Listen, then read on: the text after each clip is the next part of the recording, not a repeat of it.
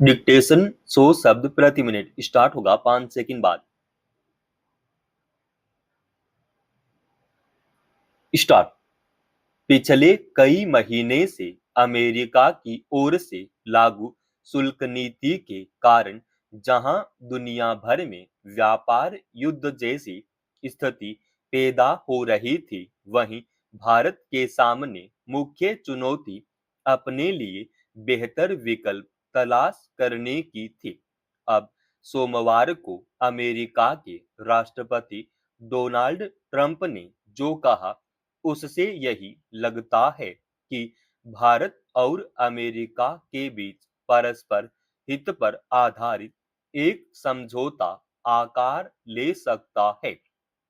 Trump ने इस संबंध में सोशल मीडिया पर दावा किया कि अमेरिका भारत के बीच एक व्यापार समझौते पर सहमति बनी है, जिसके तहत शुल्क को 50% से घटाकर 18% किया जाएगा।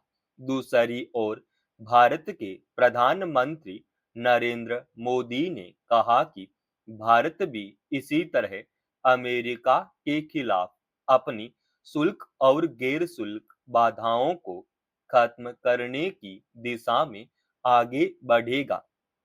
दोनों देशों की ओर से ऐसी घोषणा को शुल्क के मसले पर महीनों से जारी तनाव के बाद अमेरिका और भारत की नीतियों में अब एक बड़े बदलाव का सूचक माना जा रहा है।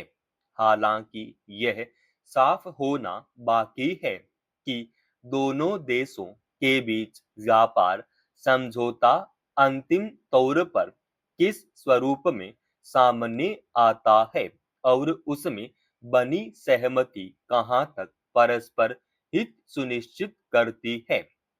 मगर फिलहाल सामने आई खबरों के मुताबिक अमेरिका ने जिस तरह शुल्क में कमी करने की बात कही है, उसके अमल में आने पर भारत को राहत मिल सकती है। दरअसल कई ऐसे क्षेत्र हैं जिस पर अमेरिकी नीतियों का असर पड़ना शुरू हो चुका था। इसके बाद भारत ने अमेरिका की ओर से जरूरत से ज्यादा सख्त शर्तों की वजह से समझौते के लिए सहमति देने को लेकर सावधानी बरती और इससे उपजी मुश्किल का विकल्प तलाशने की कोशिश जारी रखें।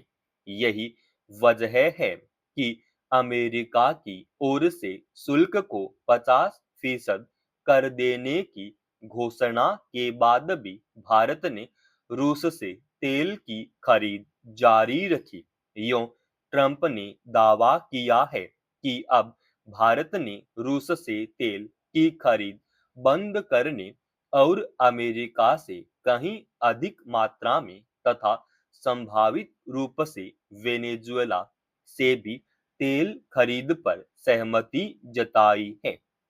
हालांकि भारत और रूस के बीच जैसे संबंध रहे हैं, उसके मद्देनजर यह देखने की बात होगी कि रूस से तेल की खरीद पूरी तरह बंद करने के सवाल पर भारत क्या रुख अपनाता है। इसके अलावा भारत अमेरिका व्यापार समझौते के किसी ठोस निष्कर्ष तक नहीं पहुंच पाने का एक बड़ा कारण रहा था कि भारत कृषि क्षेत्र को पूरी तरह खोलने को लेकर राजी नहीं था। इस मसले पर देश भर में सवाल उठाए गए थे। सभी यह स्पष्ट होना बाकी है कि व्यापार समझौते के अंतिम रूप में भारत कृषि जैसे सबसे संवेदनशील मुद्दे पर क्या हासिल करता है। लेकिन किसानों की ओर से कई तरह की चिंताएं सामने आई हैं। इस मसले पर आशंका ट्रंप के उस दावे से उपजी है जिसमें उन्होंने कहा कि भारत की ओर से काफी बड़े स्तर पर अमेरिकी उत्पाद खरीदने को लेकर प्रतिबद्धता जताई गई है। इसमें ऊर्जा, प्रौद्योगिकी, कृषि, कोयला और अन्य उत्पाद शामिल हैं।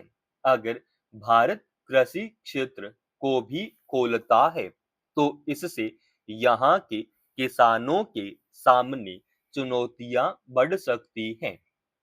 इसलिए भारत को अपने किसानों की इस फिक्र को ध्यान में रखना चाहिए कि अगर सस्ते अमेरिकी उत्पाद भारत आएंगे तो देसी फसलों के दाम गिर सकते हैं, न्यूनतम समर्थन मूल्य कमजोर होगा और सबसे बड़ा नुकसान छोटे तथा सीमांत किसानों को होगा। आज के तकनीकी दौर में प्रौद्योगिकी का इस्तेमाल हर किसी के लिए एक जरूरत बन गया है। ऐसे में डिजिटल सुविधाओं ने भले ही हमारे कई कार्यों को आसान बना दिया है और सूचना के प्रवाह को तेज कर दिया है, लेकिन इससे उपजे खतरों में निजता की रक्षा का मसला भी गंभीर है। अब ज्यादातर हाथों में स्मार्ट मोबाइल है और इंटरनेट की सुलभता ने सोशल मीडिया तक पहुंच को आसान बना दिया है, मगर डिजिटल साक्षरता के अभाव में बहुत कम लोग यह समझ रखते हैं कि सोशल मीडिया से जुड़ने के लिए वे जो निजी जानकारी संबंधित मंच के साथ साझा करते हैं वह उनकी सहमति के बिना किसी तीसरे पक्ष को उपलब्ध कराई जा सकती है या उसका दुरुपयोग किया जा सकता है। इसी तरह के एक मामले में सर्वोच्च न्यायालय ने मंगलवार को मेटा प्लेटफॉर्म्स इंक और व्हाट्सएप को कड़ी फटकार लगाई, साथ ही कहा कि कोई भी कंपनी या मंच निजी जानकारी साझा करने के नाम पर नागरिकों की निजता के अधिकार से खिलवाड़ नहीं कर सकते। गौरतलब है कि आज एक मोबाइल नंबर लेने से लेकर बैंक में खाता खुलवाने तक हर जगह संबंधित व्यक्ति को अपनी निजी जानकारी साझा करनी पड़ती है। कुछ मामलों में तो बायोमेट्रिक पहचान अनिवार्य है। अगर वह तीसरे पक्ष के हाथ लग जाए तो और भी कई तरह के जोखिम पैदा हो सकते हैं। यानी एक व्यक्ति की निजी जानकारी इतनी जगह चली जाती है कि वह तीसरे पक्ष के साथ कहां से साझा की गई इसका पता लगाना भी मुश्किल हो जाता है। सोशल मीडिया मंचों पर भी यह जोखिम बना रहता है क्योंकि ज्यादातर उपयोगकर्ता उनके नियम शर्तों से अनभिज्ञ होते हैं। शीर्ष अदालत ने भी इस पर गहरी चिंता जताते हुए कहा कि गोपनीयता संबंधी शर्तें इतनी चालाकी से तैयार की जाती है कि आम व्यक्ति उन्हें समझ ही नहीं सकता। यह निजी जानकारी की चोरी करने का एक सभ्य तरीका है और इसकी अनुमति नहीं दी जा सकती।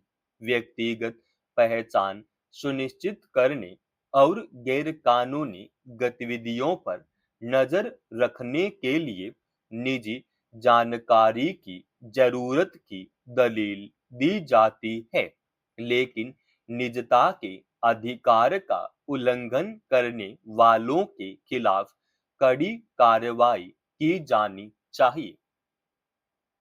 समाप्त। दोस्तों, रोजाना ऐसे एडवांस डिक्टेशन के लिए चैनल को आप अभी सब्सक्राइब कीजिएगा और आज के इस डिक्टेशन का पीडीएफ फाइल हमने हमारे Telegram channel study with H Swami पे डाल दिया है, जिसका लिंक इसी वीडियो के डिस्क्रिप्शन में डाल रखा है।